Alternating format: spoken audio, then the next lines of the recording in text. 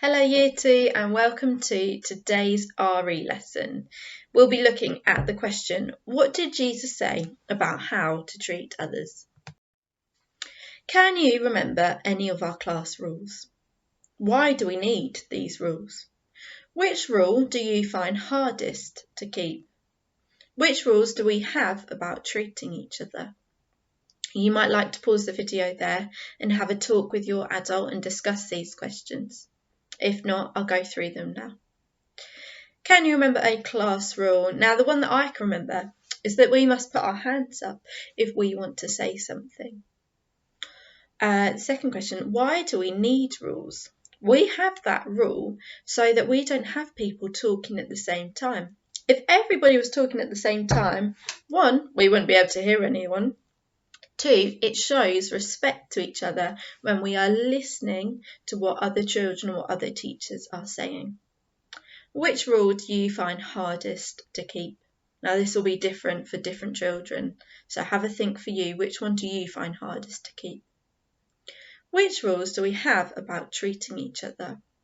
Now we talk quite often about kind hands and kind words. This is so that we are being kind to the children around us and we are treating each other kindly. Now, what is a teacher? What does a teacher do? Why are they there? What is something one of your teachers would say? What kind of things do me and Mrs. Diplock teach you? People say that Jesus was a teacher too. He may not have taught maths and English to a class of children every day, but he did teach lots of things, and these are written down in the Christians' holy book, the Bible. Can you remember what Jesus was teaching in the parable of the lost sheep last week? The hidden meaning of that parable was that Jesus cares for everybody and he goes even after the person who might be a bit lost or scared or not feeling very happy. So Jesus also taught crowds of people this. So he says, do not be angry, make up quickly and forgive each other. If somebody is nasty to you, don't be nasty back. Be kind instead. He also says, love everybody, even love people who do not love you. And last of all, treat others the way that you would like to be treated. So that first one, do not be angry, means if somebody does something that might make us a bit angry, Jesus is saying, one of his teachings, try not to get angry, make up quickly with that person who's perhaps done something wrong, and be quick to forgive them. When he says, if somebody is nasty to you, don't be nasty back. That means just because somebody else has done something not very nice doesn't mean that you then do something not very nice. Instead, you could do something kind. When it says love everybody, even love people who do not love you. That means if somebody's maybe not showing you love, if they're not being particularly kind to you, that doesn't mean don't love them. That means show them love instead. And last of all, number 4, a bit similar again, treat others the way that you would like to be treated. That means if you would like to be encouraged and told something nice, have a go at saying something encouraging or something nice to somebody else. So with these teachings that we've just learnt about, later on I'll explain a task that I'd like you to do for today's lesson. So we have got 3 different situations and we're going to have a think about how those teachings that Jesus said might have an impact on what we would do in the scenario. So this is the first one. Your sister or your brother or your friend has unwrapped your birthday present. What do Jesus' teachings mean a Christian might do? Don't forget that Jesus' teachings say, do not be angry, make up quickly and forgive each other.